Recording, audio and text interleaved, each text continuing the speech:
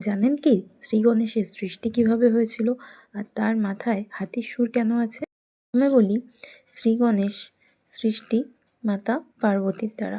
একদিন মাতা পার্বতী স্নানে যাওয়ার সময় নিজের দেহের ময়লা দিয়ে একটি শিশুকে তৈরি করেন এবং তার নাম দেন গণেশ। স্নানে যাওয়ার সময় দেবী পার্বতী এই গণেশ নামক বালককে পাহারায় বসিয়ে বলে যান যে ওনার স্নানের সময় যেন কেউ ভিতরে আসতে না পারে।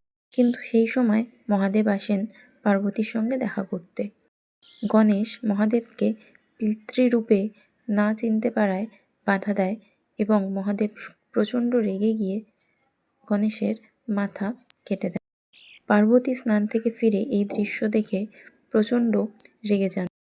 পার্বতীর রাগ থামাতে মহাদেব বলেন, যাও, যে এই পৃথিবীতে উত্তর দিকে মাথা করে শুয়ে আছে তার মাথাই কেটে আনো। প্রথম দেখা গেল একটি হাতিকে উত্তর দিকে মাথা করে শুয়ে থাকতে। তারই মাথা কেটে এনে গণেশের মাথায় লাগানো হলো এবং গণেশ পুনর্জন্ম পেল।